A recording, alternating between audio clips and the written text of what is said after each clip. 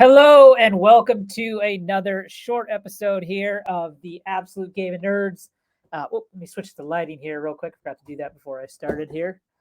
Um, there we go. Let me turn off this light. All right. Sorry about that. But yeah, let's get into. I got another fresh little unboxing here. Nothing major here this time, just a couple fun. These are actually some decent keys in here. So let's take a look. So the first one we got, this one I got from AB Comics on Instagram. He always has very cheap books. He never has anything huge, at least that I've seen. Always very well priced. So he posted one that I wanted for the first appearance challenge. One that I had before and I traded away.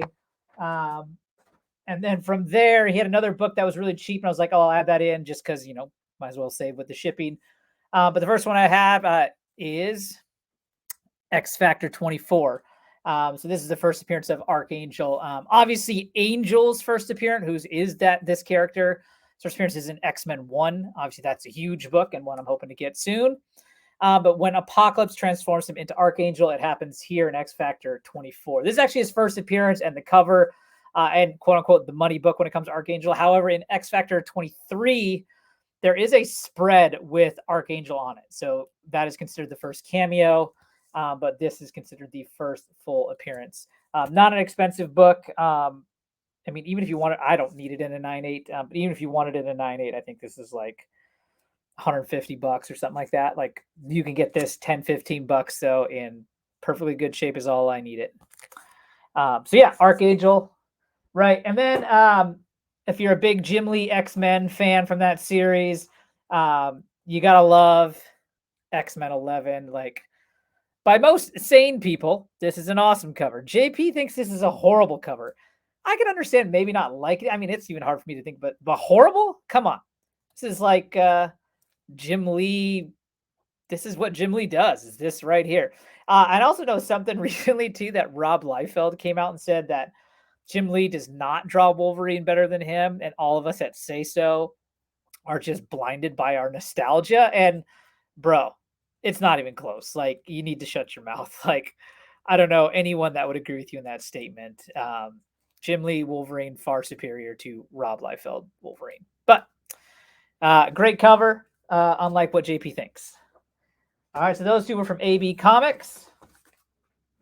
Moving on here. I can't remember who it is that posted. I've actually never seen them before. Maybe I have.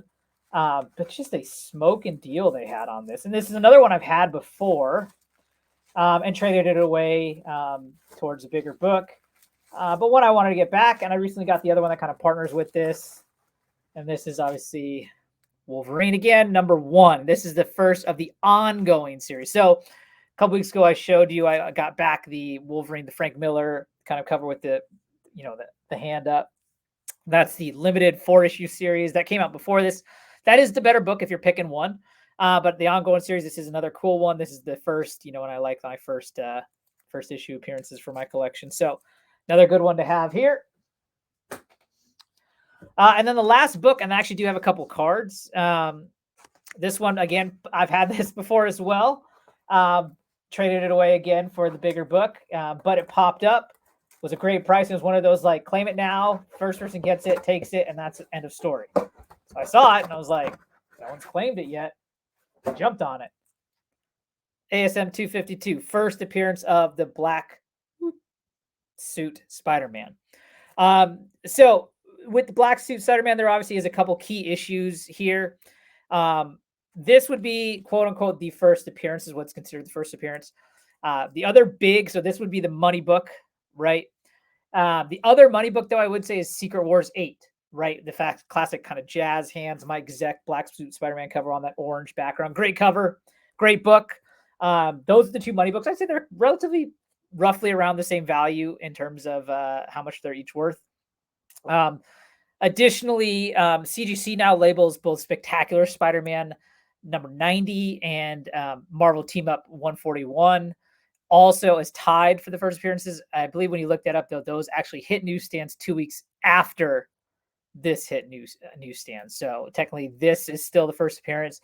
However, in continuity, right, it would be Secret Wars 8, because if that's when he finds the suit, that would be the first time he saw it and got it. But obviously, that didn't hit newsstands until a couple months after this. So this is your first appearance. Secret Wars 8 is your other money book. Those are the two money books. MTU 141, Spec 90, great books. I really love the cover of MTU 141, but those books are a considerable fraction worth of value, less than both this and Secret Wars 8. So if you're looking for Back to Spidey, I'd recommend getting them all four. They're all great books, but if you had to pick one or the other, it's this or Secret Wars 8. I've had all four, traded them all away, got this one back. I would like to get Secret Wars 8 back as well when I find the right price, hopefully like a similar deal like this. The other two, if they happen, if I find them smoking cheap at a flea market or something like that, that'd be cool, or just dirt cheap somewhere, I would grab them. But otherwise, I'm not too concerned about those two. And then I hadn't showed a couple Silver Surfer, or I hadn't shown any Silver Surfer cards because I haven't gotten any in a while, but two that came up.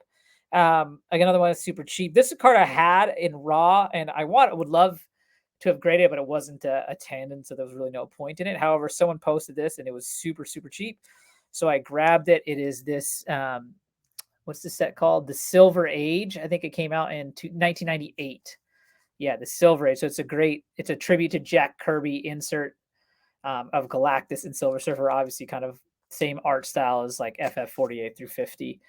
Just a cool card, and I'm glad I got it in the 10. This is a Gem Mint 10. So with CGC's grading, there's a Gem Mint 10, and the higher is the Pristine 10. And if you get the Pristine 10, you get a fancier label. But this is the new black label that they use, black and white label, I should say. And this is just the Gem Mint 10. But still pretty cool. Also, real quick shout out to Michael Salter of Cool Card Life. I'd asked if he had this card raw. I would like this card in a PSA 10, but it costs several hundreds of dollars in such form. So I figured I'd try and find one to grade. And Michael had one, and he said he'd send it to me for free. And it is this 1992 Marvel Masterpieces Battle Spectra of Silver Surfer versus Thanos. This is like, obviously this year was the first year of Marvel Masterpieces, and then therefore the first year of the Battle Specters. And I feel like this is the most famous one that you see. Maybe I'm wrong. Tell me I'm different. Maybe Hulk versus Thing, but this is the one I always see when people talk about Battle Specters. I see these on eBay in a PSA 10. They're like anywhere from like $800 to $1,200. I'm not spending that much on this card. So, when PSA has another Marvel card grading deal, I will probably throw this in and see what happens.